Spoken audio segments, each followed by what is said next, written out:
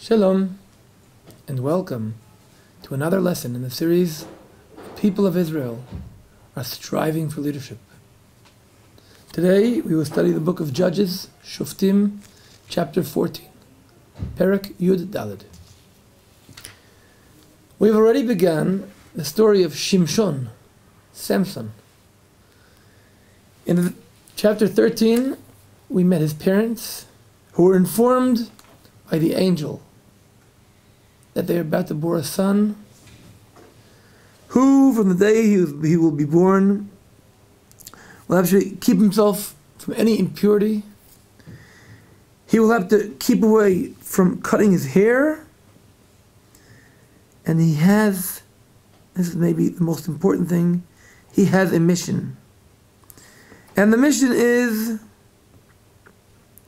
V'hu Yoshia et Israel. And he will save the people of Israel. We see that already from the very first time that the angel meets Shimshon's mother. In verse 5, for you shall conceive and give birth to a son. No razor shall come upon his head, for the boy shall be a Nazarite of God from the womb. And he shall begin to save Israel from the Philistines. We would seem that this is the most important sentence. But strange enough, when the angel returns and meets Samson's father, he doesn't repeat that at all. What does he tell the father? Actually, even his mother doesn't tell his father. She says in verse 7, you will conceive and give birth to a son. Now do not drink wine or any strong drink. Do not eat anything ritually defiled. For the boy shall be a Nazarite to God from the womb until the day of his death. She does not mention the fact that he will save the people of Israel. She does not mention at all the fact that he will be saving or leading the people of Israel. As the angel had told her in verse 5, he shall begin to save Israel from the Philistines. With this knowledge, let's go on to chapter 14. Shimshon's already not a baby anymore. He's grown up. He's been blessed, and Vatachel Ruach Adonai Lefa'amo. The Spirit of Hashem begins to stir in him in the camp of Dan. We recall from the beginning of the book of Judges, there's a competition between the tribe of Dan, who was actually the weakest tribe, and the tribe of Judah, who was the strongest tribe. Shimshon goes down to Timnat, and in Timnat he saw a woman from the daughters of the Philistines. He went up and told her his father and mother and said, I have seen a woman in Timnat from the daughters of the Philistines. Take her now for me for a wife. And Shimshon marries this lady of the Philistines. His parents say to him in verse 3, is there no woman among the daughters of your brothers and amongst your people that you go to take a wife from the uncircumcised Philistines? But Shimshon says to his father, take her from me, for she is pleasing in my eyes. He points out, I have seen her, she is pleasing in my eyes. The book tells us his father and mother did not know that it was from Hashem because he was seeking a pretext against the Philistines. At the time, the Philistines were ruling in Israel. He's looking for an excuse to go and mix amongst the Philistines. What happens here is the famous story of the riddle of Shimshon. Actually, Shimshon himself is one big riddle. What is the story of this story? I would say maybe it reminds us more of Winnie the Pooh than Tanakh, the book. What is the story of Shimshon? And what is this riddle he's giving them? He tells to the people, after he goes and he takes this woman and she becomes his wife, and he, on his way, he bumps into Kfir Arayot. He bumps into the young lion who comes roaring towards him. And the Spirit of Hashem is over him, and he tears it apart. He now goes back to this lady, and on the way back he wants to look and see what's going on with that lion. What could be going on? It's a dead lion. Surprisingly, he sees there's honey. In verse 8, he returned after some time to marry her.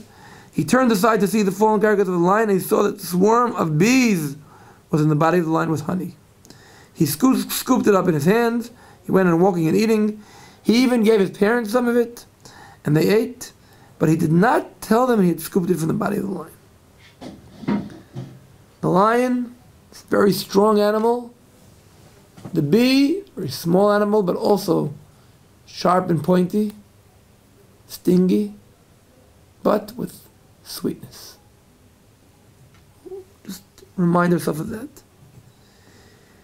He goes to this banquet which he organizes, and he says to the people there, let me pose you a riddle. Achuda lachem chida. If you tell me its solution within 7 days, I will give you 30 sheets and 30 changes of clothes. What is the riddle? From the eater came forth food, from the strong came forth sweetness. Pretty strange, this whole story, because nobody could have possibly known that Shimshon bumped into a lion and tore it up to pieces. He could have given another riddle. He could have said, what did I eat for breakfast yesterday? How? It's like a non-fair play. How could he expect that they will understand and they will figure out what this riddle is all about? And sure enough, they don't. But the last moment, they manage to convince his wife, to convince Shimshon to tell her the answer. And it seems that Shimshon understood that if they get the answer, the only way they will know the answer would be from her. He wanted to see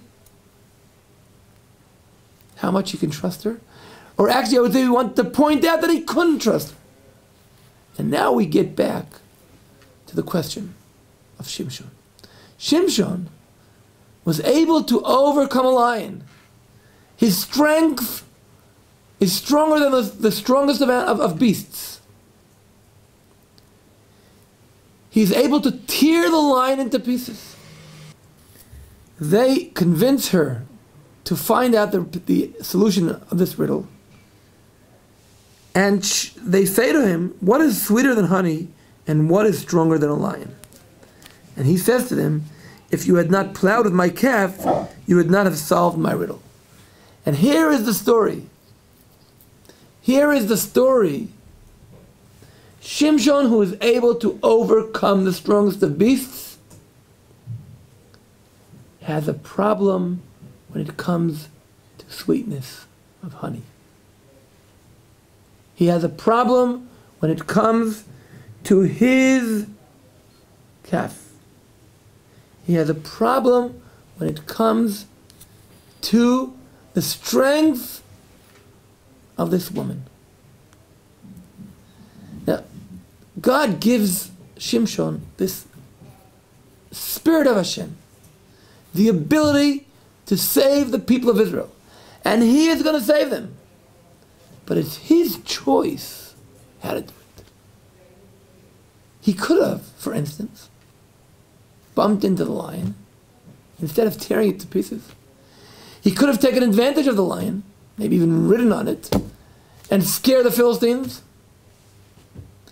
He could have taken the strength he had and lead a war against the Philistines. But when he gets to the Philistines, he chooses a different system. He chooses the system that is stronger than himself. The sweetness of honey. The sweetness of honey. Sweetness of honey, where he falls again and again and again. And we see the word he uses is ma'az me'ari. That's the way they solve the riddle. When he gives them the riddle, he says to them, Me'az yatsa matok. From strong comes out sweetness. The next chapter, we will see two words coming from that az. He deals with the gdi izim, which is a kid goat, which is from the word az, and he goes down to Azza. Azza, again, another city of Philistines, and Azza using the word az. When it comes to strength that is dealing with muscles, Shimshon can do it. But, and here is the story of the whole story. Shimshon is from the tribe of Dan. That weak tribe that has not yet even found a place. Has not yet even found a place to settle. And all the other tribes ignored him. And God said, here we have Shimshon, who will grow his hair. And the word used in Hebrew is nazir. Nazir has two meanings in Hebrew. It means keeping away, lehazir atzmo, keeping away from wine, keeping from impurity. But it also means nezer. The hair of the Nazarite is a crown, a nezer. Shimshon had the chance to be a king. And we see again and again the need of a leadership, the need of a strong leader. And Shimshon bumps into the lion, representing the kingdom. He grows his hair, and he gets the message his mother is supposed to tell him, you are to go save the people of Israel and Philistines. But what she hears, and what she tells her husband, he will be somebody who won't be drinking wine. He will be keeping away from wine. Now, keeping away from wine, in this case, is important. Because if this strength, Shimshon would add wine to it, it could be totally dangerous. But when it comes to the sweetness of honey, it becomes stronger than this power needed to overcome the lion. And once again, this leader whom we are expecting so much from, whom God, from the day he was born, different than all the other leaders of the book of Judges, is already appointed. And from the day of he's born, maybe we will see a leader who will grow up from the day he's born in holiness, and he will lead the people of Israel. He again gets the power. He gets the strength. But when it comes to that honey, to that sweetness of the women, that's stronger than him. Twice. Once when he goes and chooses this woman, and second time when he sees that he cannot overcome her enthusiasm, her convincing him to tell her the solution of the riddle. And the riddle is there only for an excuse. He knows. He wants to see. And it's a riddle for him. It's a riddle for the relationship between him and this Philistine wife. And unfortunately, Shimshon does not succeed in either of these obstacles. Shalom.